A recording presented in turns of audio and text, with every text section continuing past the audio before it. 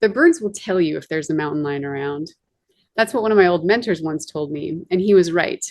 But the most awesome part is that they'll tell you a whole lot more too.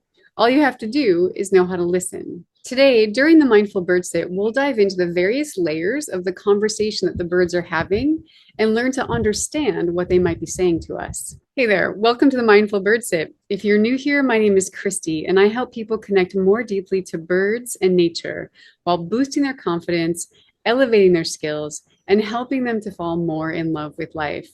If that's something you'd like to do, I hope you'll subscribe and stick around.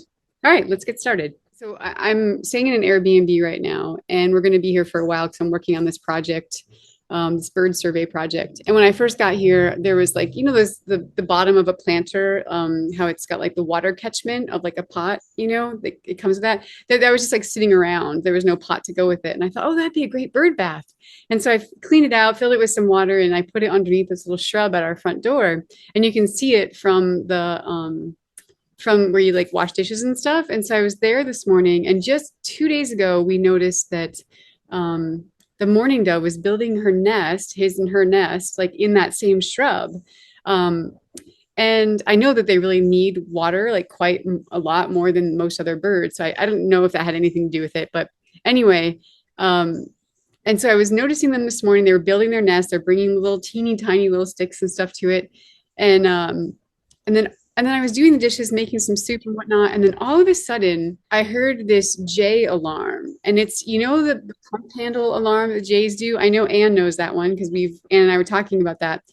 It was sort of a version of the pump handle. It was like that's their pump handle one. It's like, but this was just like but it was really sharp and really long. And I was like, whoa. And then I could hear all these other like birds alarming. And I thought something's going on. And so I look outside, and there was a crow that had found the mourning dove nest, and it was like getting into the bush. And I thought, what should I do? Should I scare the crow away? And I was like, okay, let nature take its course. And I was like, let me see what the birds do. And the jay came in and was like mobbing the crow. And of course, the mourning doves were up above, and they were just like all upset. They were on the roof and like all upset and whatnot. And then eventually the crow, I don't know if the crow saw me in the window or not, but it eventually did fly away. I don't think they have any eggs in there yet, which is maybe a good thing. So all that to say, it just got me thinking about the various layers of alarm and the conversations that the birds have, because that pump handle sound is one that I'm very familiar with the jay. And I know it can often indicate an alarm, like some source of upset for the birds, for the jay. But this was like a version of the pump handle, but a lot more intense. And so, yeah. So anyway, I just got thinking that because we're coming into the time of year for birds to be having their young, and also during breeding season, a lot of the birds are interacting with each other, like scaring them off a territory and whatnot. It's just a good time to really start to tap into the different layers of alarm and the conversations that the birds are having. And so that's what we're going to do today. We're going to tap into the various layers of what type of disturbance might be out there, and then sort of the layers of also calm and everything as well. So yeah, that's what we're gonna do today. Hi, Gabrielle, good to see you, and Anne Marie, good to see you too. I don't think I said official hellos to either of you. Well, let's get started. And I think most everyone looks like they might be outside. Inside's just fine today too. Just if you are inside, I think Roberta, you might be inside. Just make sure you're near a window so you can see and hear. Today is going to be mostly focused on what we're hearing. So however you want to position yourself so that you can hear. And yeah, we'll get started. Let me just set myself up, get comfy. All right. So let's begin first just by coming into an awareness of our own selves. So with your own body, scoot this closer so you guys can hear me better. So you can choose to keep your eyes open or closed if you want for this first part, for our grounding. And so right now, go ahead and take a nice deep breath in. And then let it go. Let's do one more breath in. Just to start to settle yourself, settle into this place. becoming aware of your surroundings, aware of you in your surroundings. And then we'll go really deeply inward. So as you inhale, start to really feel your breath. Feel every element of your breath from the moment, even of like the idea of taking a breath, right? So that first inclination to take an inhale to where the air touches your nostrils, and then see how long you can follow it as it enters your body. Where does it expand into in your body? So go ahead and allow yourself to do that for 3 or 4 breaths, nice and slow, just nice, deep, slow breaths.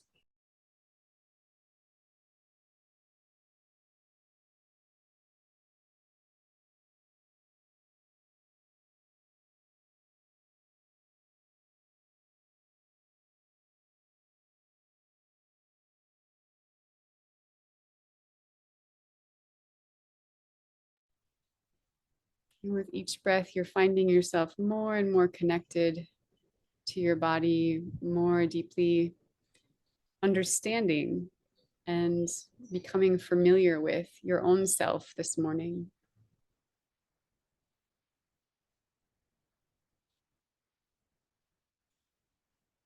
Now go ahead and just do a scan of your body. You can start at the crown of your head and then working down slowly, noticing your face, the back of your head, your neck. Just noticing what parts of your body you can continue on as I talk, all the way down to your body or your toes. Um, but just noticing what parts of your body are you present to, are you aware of, and are you aware of them because they might be a little achy, a little cranky, maybe itchy, whatever it is, or are you aware of them because there's an expansiveness, maybe an aliveness, a joyfulness in that part of your body. So just start to explore your own body in this moment, just noticing without judgment of right or wrong, good or bad, just noticing what you experience in your own body right now. You can even start to say good morning to those parts of your body.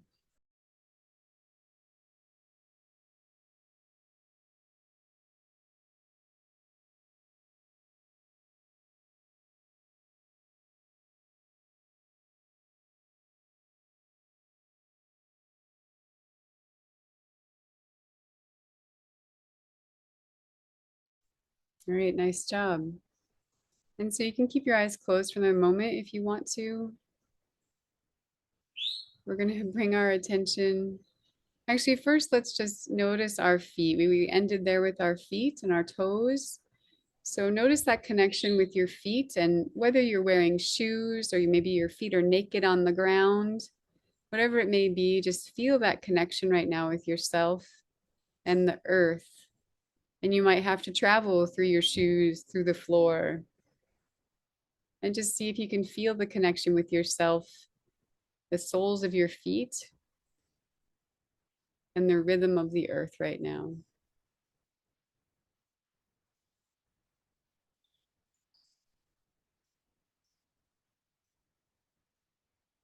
Beautiful. And then we'll travel back up to our ears. So becoming aware of the sounds that are the closest to your ears right now. Maybe it's the hair brushing against your ear. If you're outside, maybe there's a breeze. Whatever it is, just hear the sounds that are the most close to you right now.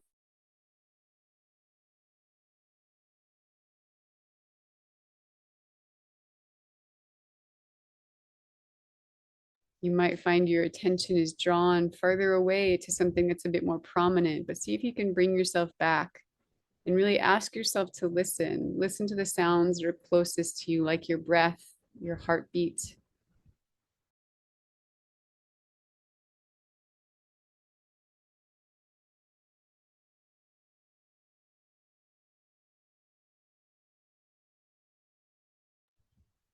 Wonderful.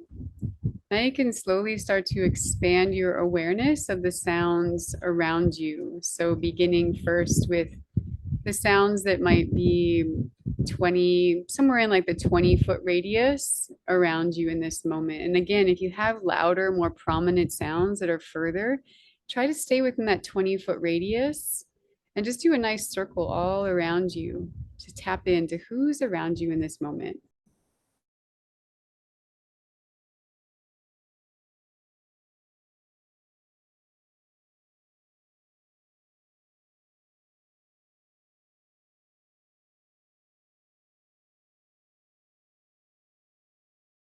Good work.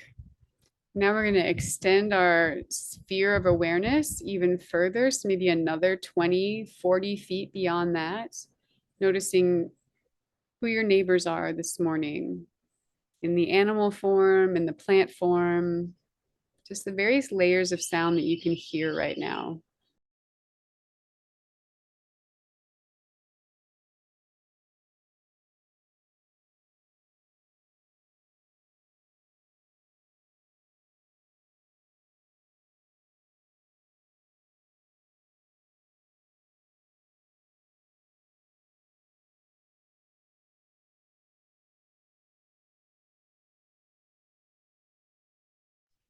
And now stretching even further out, not quite to the furthest reach of your range yet, but quite a distance away from that 40, 60-foot range beyond. So see if your awareness can reside there for a little while.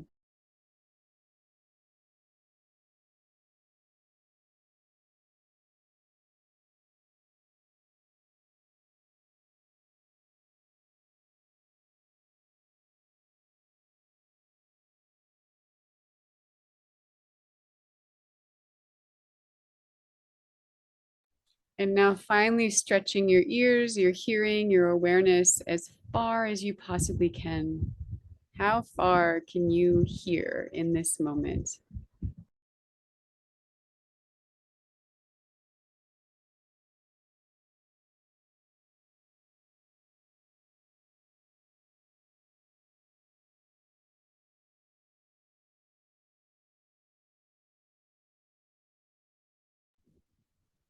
Nice work.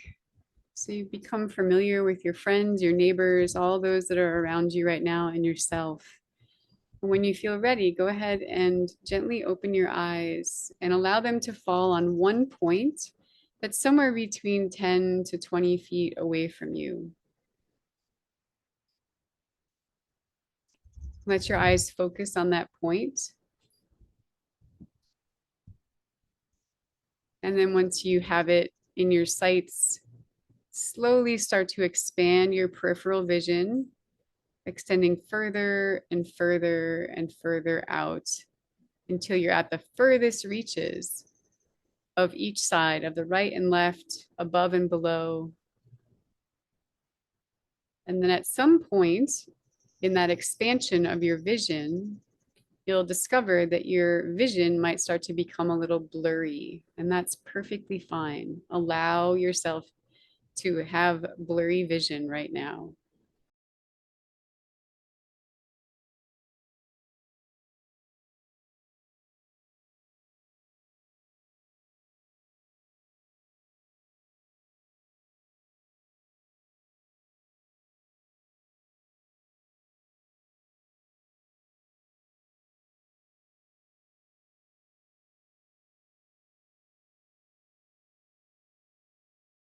Great.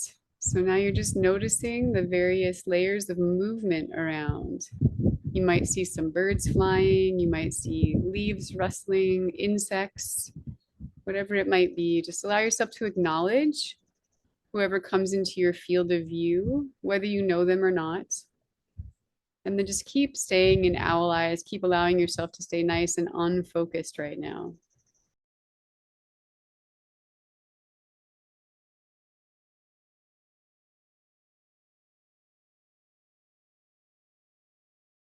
Just giving yourself permission to just be and be friendly with the environment around you. Be a part of the environment.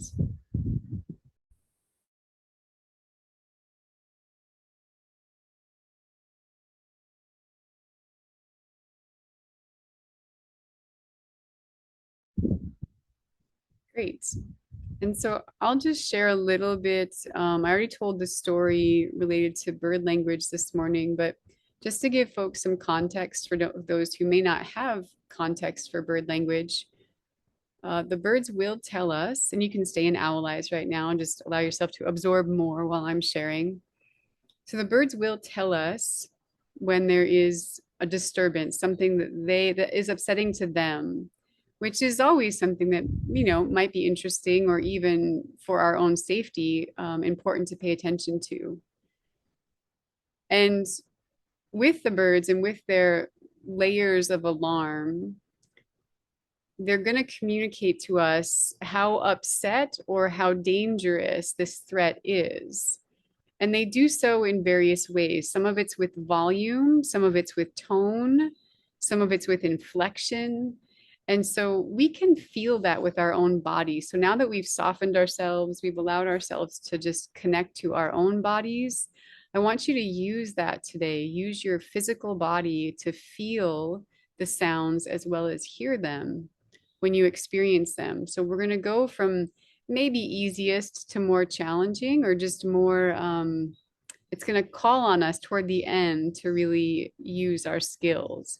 So we'll begin by listening on the landscape 360 degrees. You can listen near or far for something that feels upsetting, something that feels like there might be a disturbance out there through the communication of the birds or other animals. It could be a squirrel, it could be dogs barking, whatever it might be.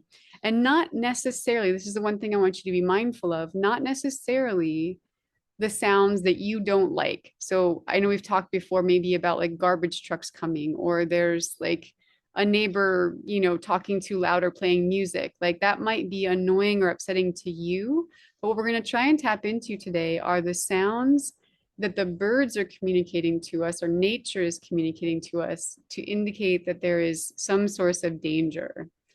And so we'll begin with our first round by listening for the sounds that seem most distressing to the world around us.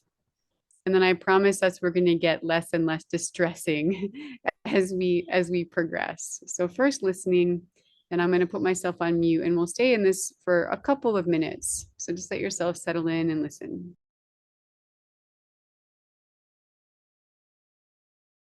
And I will say that you can choose to have your eyes open or closed for this part, whichever feels best for you.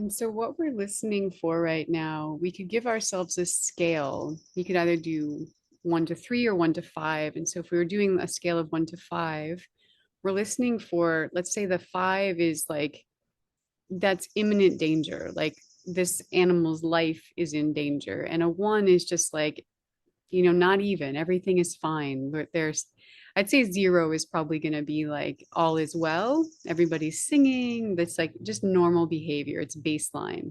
But a 5 is going to be imminent danger. So kind of judge. We're listening right now for a 5. So listen on the landscape for something that might indicate real imminent danger.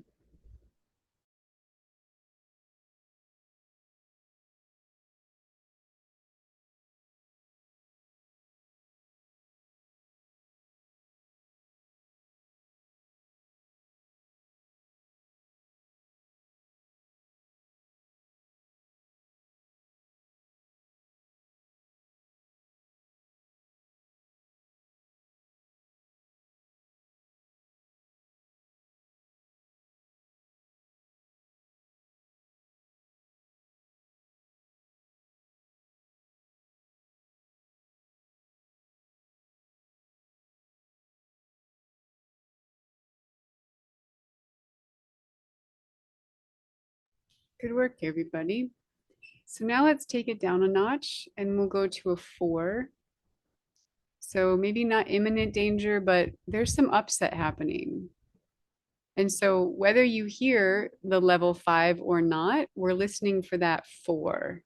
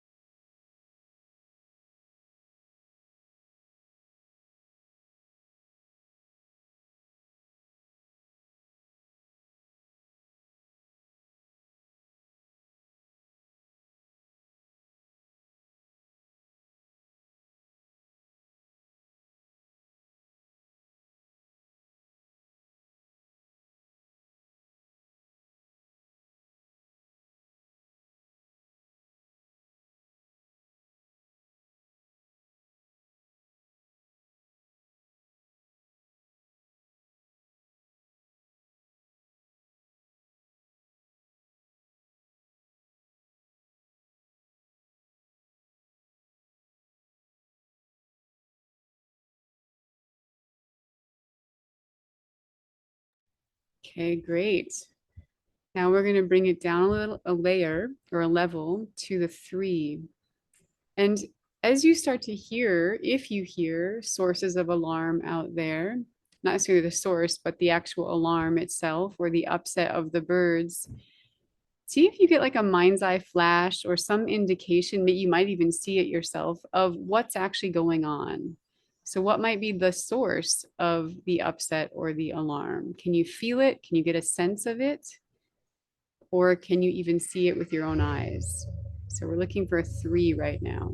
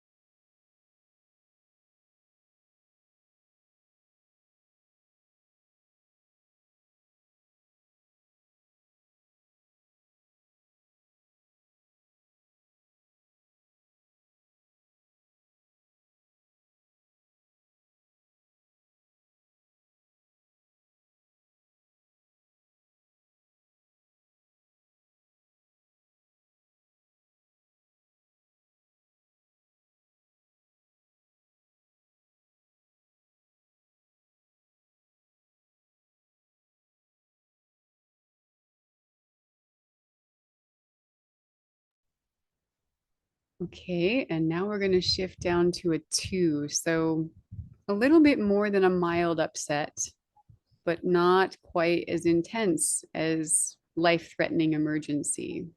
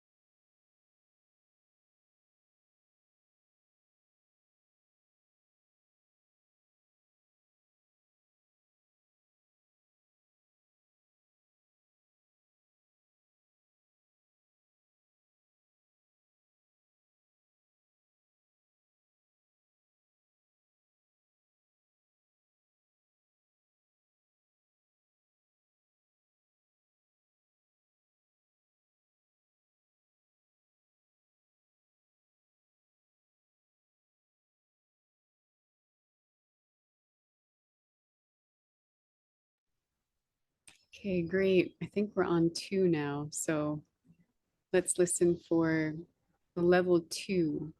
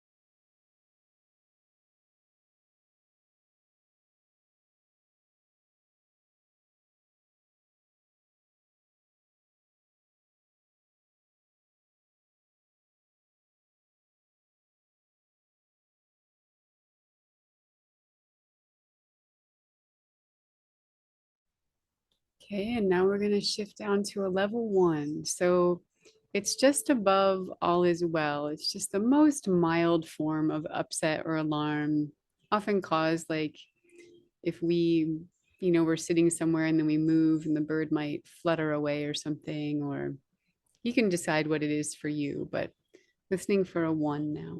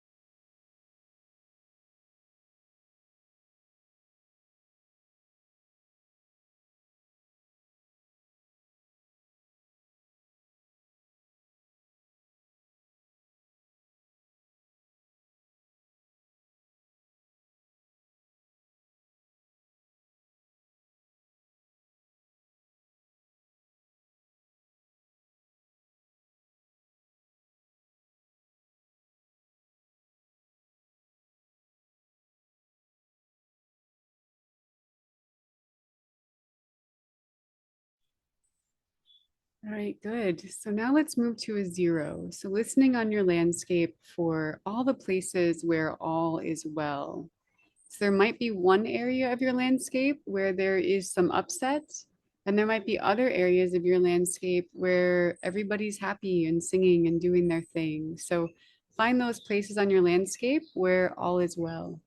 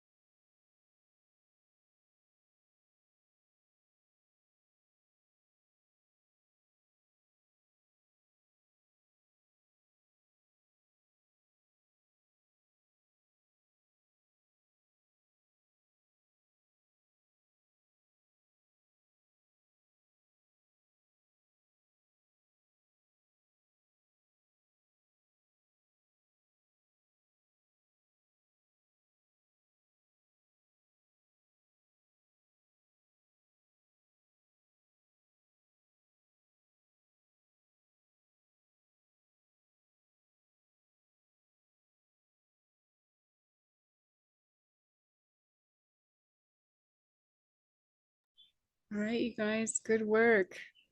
So take the next moment or two to offer gratitude or blessing to all those ones that you got to connect with this morning in whatever fashion.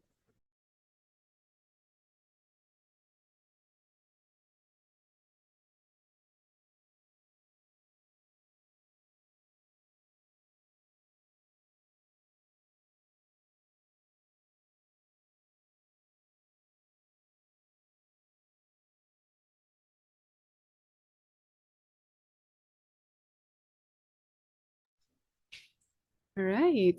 Well, for those who need to head out, thank you so much for joining us today and playing and exploring and considering. And for those who want to stay for our conversation and our chat afterward, you're welcome to. You also don't have to share. If you want to just be here and listen and absorb, you can just be present. So you don't feel like you have to share if you stay along. And I will preface, so this one was a hard one for not hard, but I debated about doing this during a bird sit because I know a lot of you come here to just kind of wind down and connect and not necessarily listen or feel disturbance, because that can be kind of intense to tap into sometimes. But I also think, as far as being a mentor and being a teacher, that when we are in this mindful state, this quiet state, we're really receptive and we can start to feel with our bodies and listen with our ears in ways that we don't always do.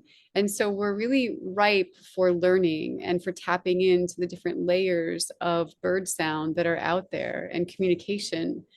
And so I opted just to go for it because of my experience this morning with the jay and the crow. And then also because it's the breeding season and we're going to be hearing all like tons of different layers of alarm and not alarm. And it's just a great time of year to learn the various layers of alarm. So yeah, that's why I did it. And I'm curious if anyone wants to share. Yeah, Gabrielle's ready. All right, you go for it. Want me to give you the button? There we go. Let's see if that works.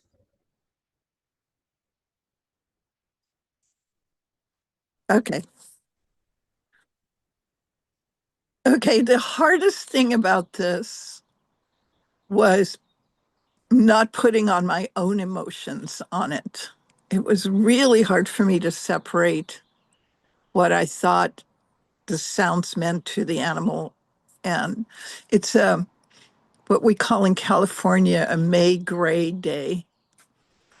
And it's kind of still, and it's a holiday, so it's not trash day today. And so differentiating all the levels of alarm was kind of hard. Like I did it more with my brain than with, but it was interesting. I felt like there weren't any real number five kind of things going on, although every once in a while a dog would go start barking pretty loud. But then it would go down to the level of like a three as other dogs started responding to the first dog's thing. So it felt more like a communal thing than the other dogs really knowing what the threat was. And when you said kind of picture it, I kind of pictured that just people were walking by their houses, wasn't like a huge threat. And the same with my cat. My cat's on the balcony with me, and he's not really happy because I'm not letting him run around in the yard. And so every once in a while, he would kind of complain, that let me out kind of sound. But I wanted to bring it down to, and this is a little bit of a long story, but I had an experience last night. I did something really different. I went out to a music event at a restaurant by myself, which I don't usually. My granddaughter was supposed to go with me, and she's packing from moving back from college, and she couldn't go. And so I said, "No, I can do this. I can go alone." And it was reggae music, which also always makes me really happy. And the person that was playing actually played at my wedding in 1985. So there were just emotional connections to it all. But mostly, I danced and I sang and I was just happy being there, just witnessing. And then this man got involved and started dancing with me. And, I was being courted and it sort of felt good. But then about an hour or so into it, we were exchanging numbers and we were exchanging stories about, our family and stuff. And I,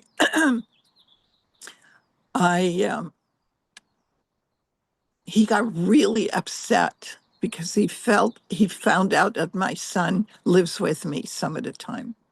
And he just went into this alarm.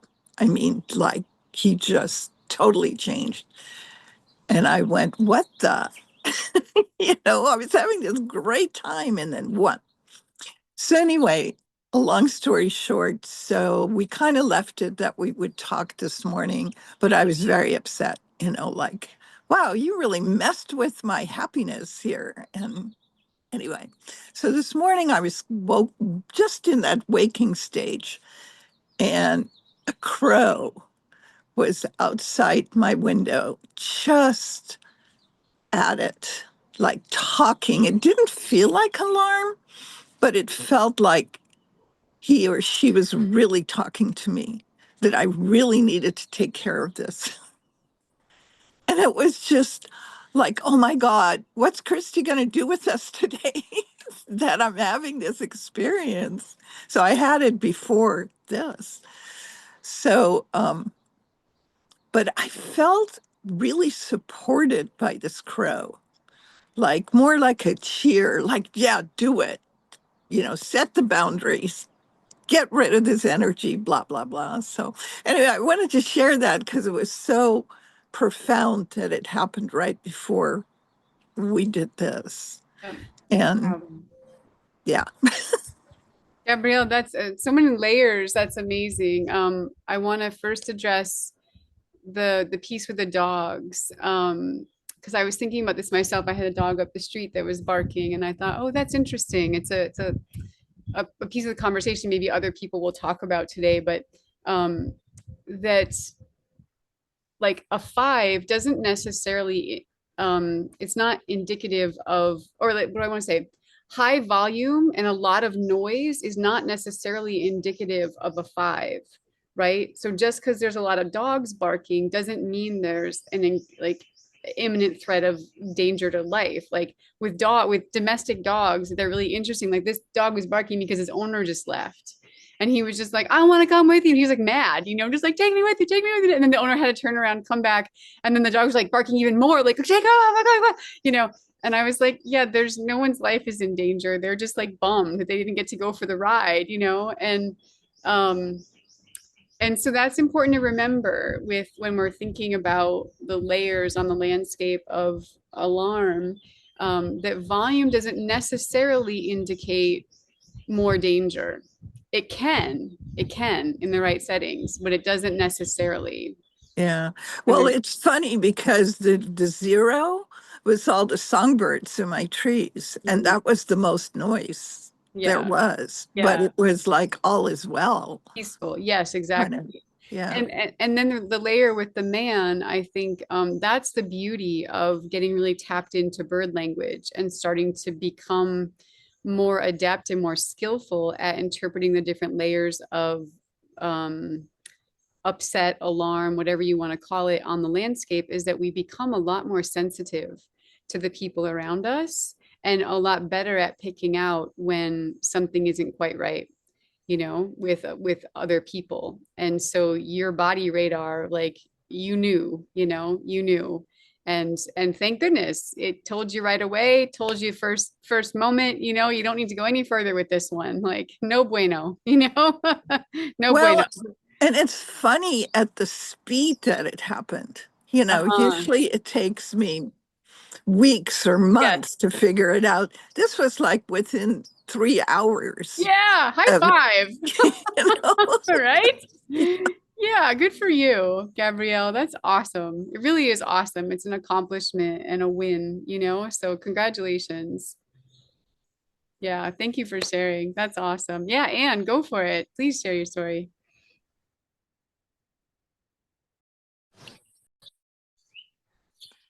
It's so funny because when we first sat down here, all I'm going to say is starling. So, and I now have a squirrel. I've never had a squirrel before, but the squirrel shows up and the starlings do their thing. And it's like, whoa. But I realized it wasn't a five when you started talking. I mean, this happened before we even started breathing. And I thought, it's not a five. It wasn't five because nobody else reacted to the starlings. They got upset. The squirrel kind of chittered and they carried on. But no blue jays, no sparrows, no one came in. This was starlings being upset that the squirrel was here. And then they kept getting louder and, doing their thing. And we went lower in the numbers and you hear the juveniles begging, which is alarming because they're trying to tell somebody they're hungry. And as we went down, when we got to one, I had a Jeep with its top down full of people go by. And even though that was the loudest sound I'd heard, that was the least alarming. Here you have a group of people driving by in a Jeep on Memorial Day, and they're having fun. There's no alarm there, even though it was the loudest sound.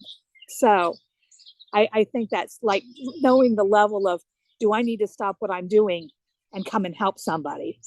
Or, oh, they're having a good time. Yeah. So I thought that was, yeah.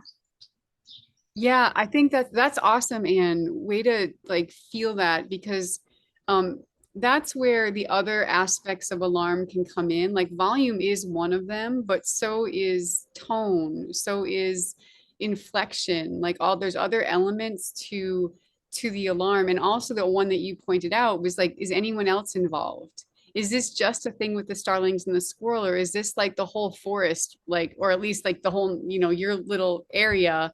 Like Right. everyone who's there is going to get in on it. Like that's Right. serious. When there's more than one species involved, there's something really going on there. And you were tapped in to know like, oh no, it's just the starlings are upset that the squirrel is here, and so it is alarming to the starlings. Like there was alarm there, right? But it wasn't like, you know, yeah, it wasn't necessarily an imminent threat for danger. It was just like maybe do the starlings have a nest there?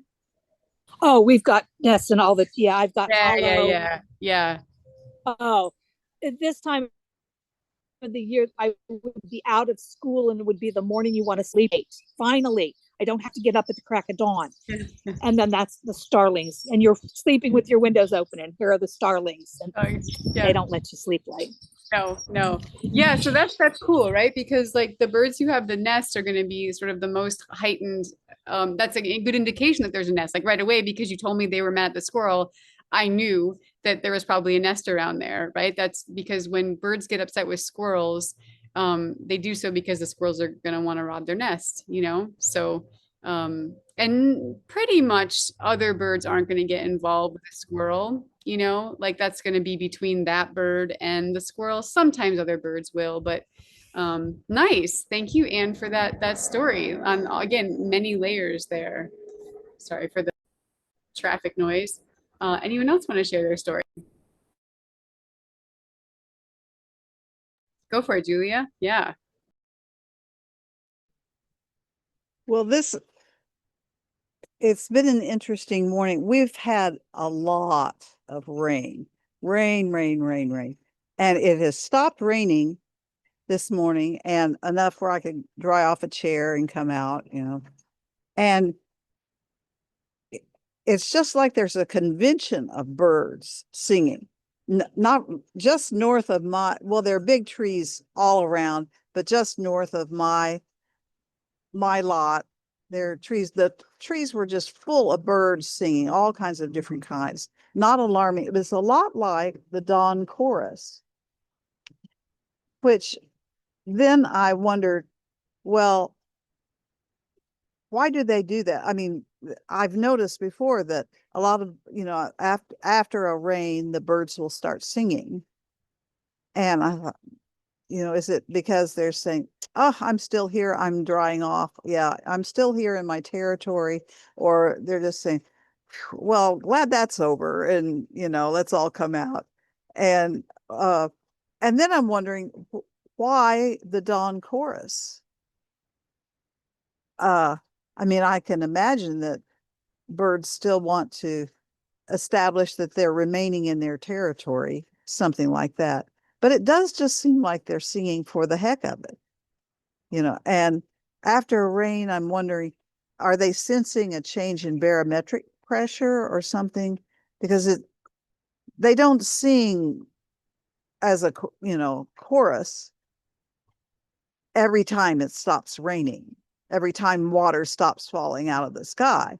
So is it a sensing in a shift in the barometric pressure or something that encourages them all to sing? So, do you know the answer to that? I love your questions, and I think there's all sorts of answers, I think, for that kind of question, the like why the dawn chorus, the why after the rain, and it probably just depends on who you talk to. There can be the spiritual answers for it, there can be the scientific answers for it.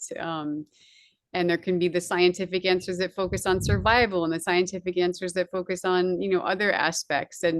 Um and so yeah, I think what would be interesting from my vantage point is for you to track that more, because as some of you who just finished the birdsong course, you know that from doing a dawn sit, that the birds will sing, some of them will sing different songs in during dawn chorus than they do during the rest of the day, like when they're singing. And so it'd be interesting to listen to your birds, to go out for a dawn chorus, like literally go out when it's dark and start to listen to the first bird start to sing, and then let yourself sit out there for a while, get to know some of your birds and their dawn songs, and then track it and see, like, gosh, after a big rain like that, or after days of rain, when they sing like this, are they using their dawn song to sing, or are they using their typical song to sing?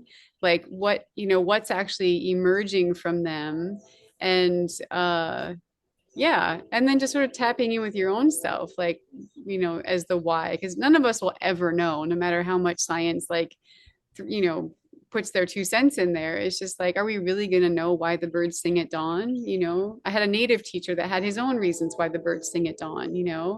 And then there's other people who say that the birds sing because it helps the plants grow. It actually like inspires the plants to come up and grow in the springtime. And so, like, who knows? Like, there's so many possibilities out there. And I think that's one of those cool questions that you might come up with something that no one else has ever thought of before.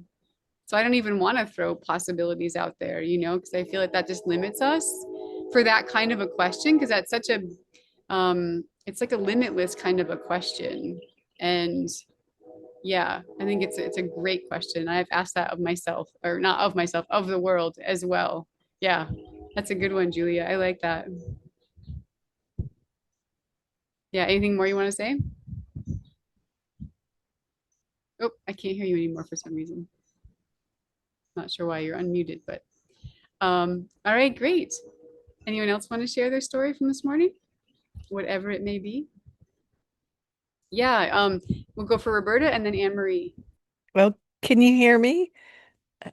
Well, I just wanted to make a comment about Gabrielle's story about the man that she met, and that would probably be a 5 because he was setting off an alarm, and about what he reacted to, what she said about her living situation.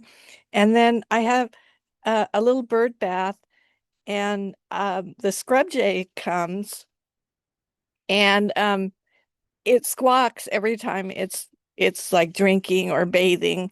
So I know it's there. So I run to my window to look. But I was just wondering, I'm not sure if he was just telling, other birds like stay away. I'm in this bird bath now. Um, but that's one thing. And then just overall where I am, it was very, I very more like a 2 or 3, just very calm. Yeah, and that's the cool thing. I was realizing as I was sitting here that in my effort to try to find a 5, I found so much more. I found all the other layers as well. I wasn't looking for them, but because I was looking for the 5 or the 4 or the 3, depending on whatever segment we were on, I heard all the other layers that I might not normally have tapped into. Like I heard a little upset over here and a little one over there, and then some silence and some of this and some of that. And I was like, oh, this is fun. In trying to find like the highest level, we actually get to hear all the other layers as well that we might not normally tap into. So I love that you were aware of kind of like the vibe of your landscape. And speaking of the vibe, I'd put it back to you with the question about your scrub jay. I'm guessing you're out west somewhere. Yes, in California. California. Okay, great. Yeah, um so what do you think? Like what's the feeling that you get in your body when you hear the scrub jay making that call? I'm I think it was more of like a warning. It felt like more of like a warning to the other birds because it didn't really fly away. It just Yeah. stayed there. Maybe like a territorial thing, Yeah. maybe. Yeah, I think it's a really good guess. It's a really classic jay behavior I actually watched a jay at a neighbor's house once. They had a bird feeder, in their yard. And this jay, all of a sudden I heard, I think 'cause I was living in Colorado at the time, and I heard a red-tailed hawk call. It was like, "Keer, keer." And I was just like, what? Where's the red tail? And I look around and this jay flies in. All the other birds scatter. They all leave the bird feeder. The jay comes in. I was like, you sneaky pants.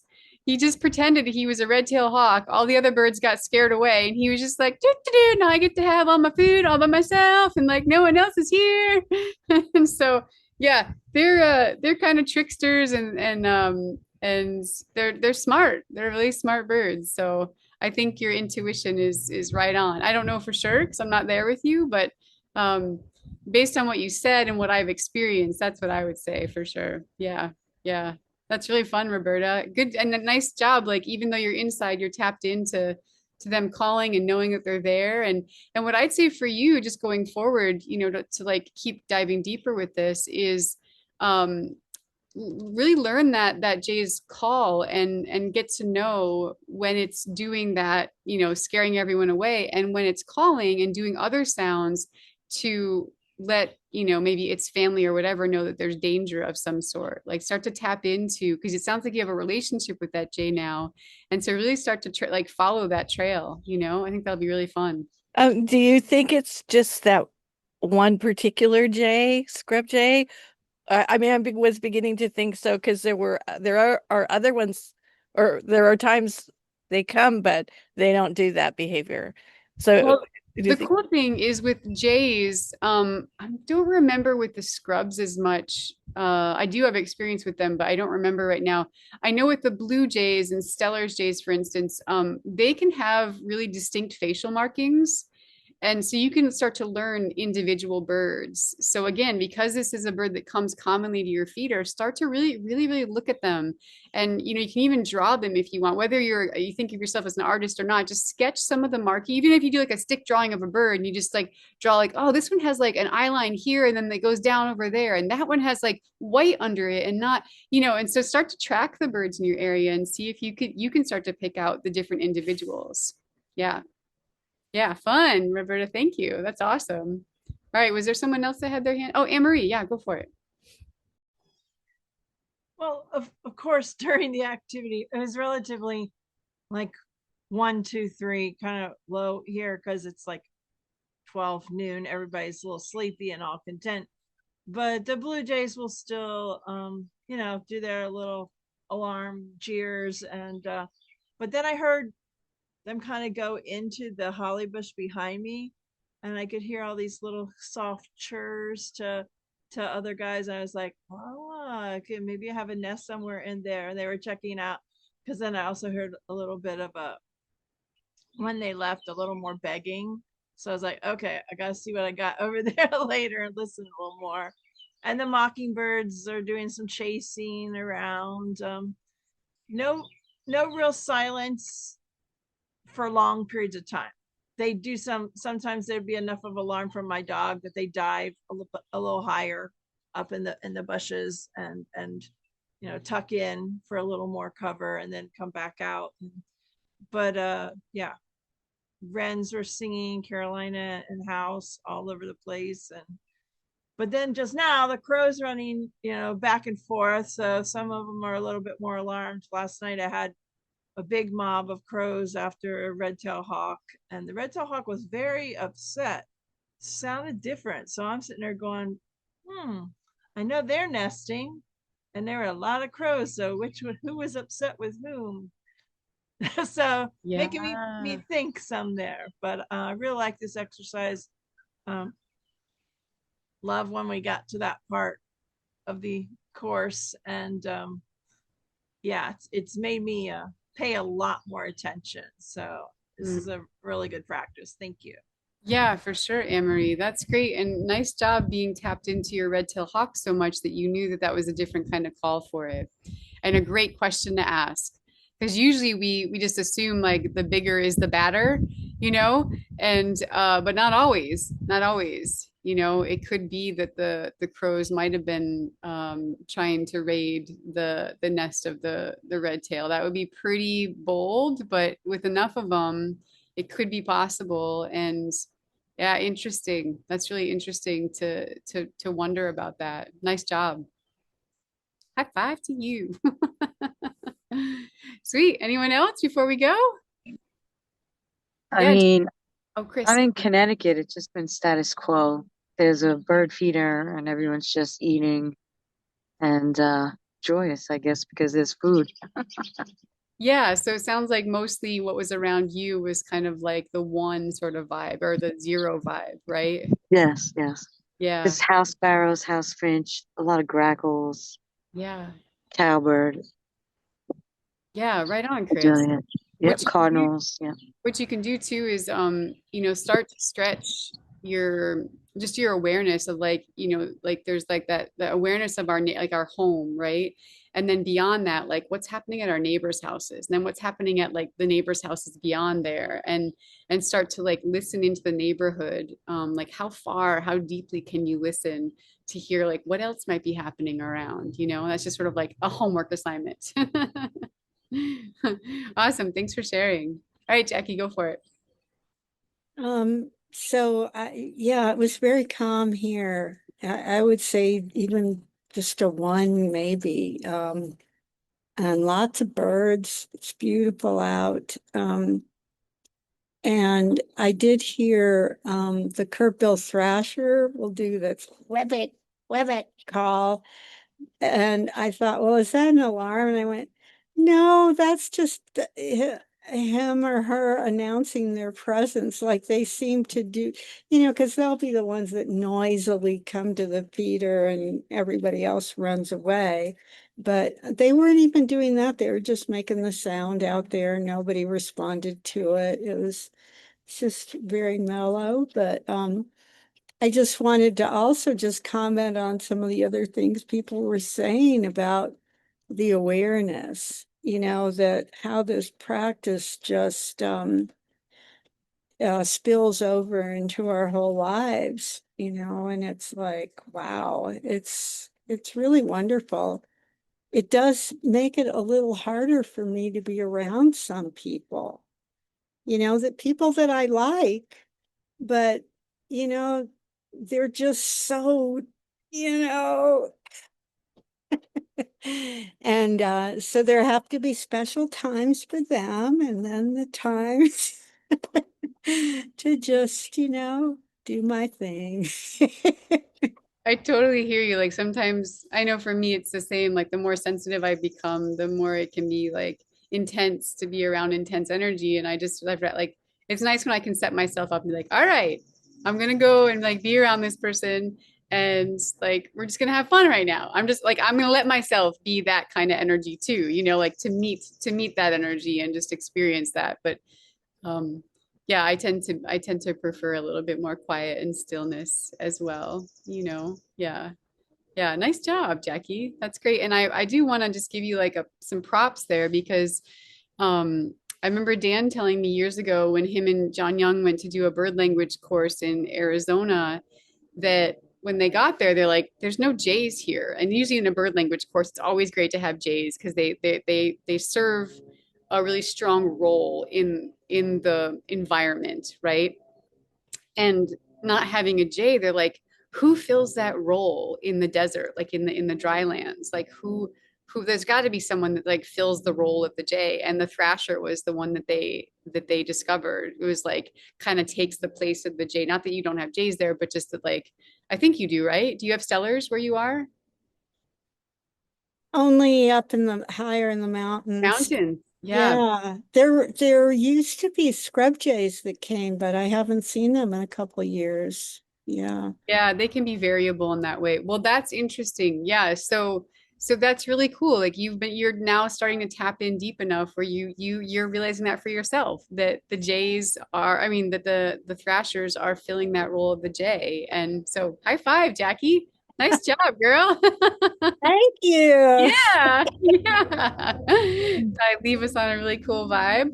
Well, nice job, everybody. It was really awesome stories from each one of you. I'm just stoked to hear that all, and yeah, really excited to see how this plays out for folks. And Gabriella, big high five to you again, also for just like tapping into your body, your that felt sense, and knowing your boundaries, knowing what you needed to do and to keep yourself safe. Really, that's what it's about, in that sort of circumstance. And no matter how pretty the package looks. Yeah, yeah. So, all right, everybody, have a beautiful rest of your week. And I think that even though there's a holiday, we're still here today. But yeah, we will see you. Oh, Cardinal just flew in. We'll see you next week. Okay. Thanks, everybody. Have a good one. Bye.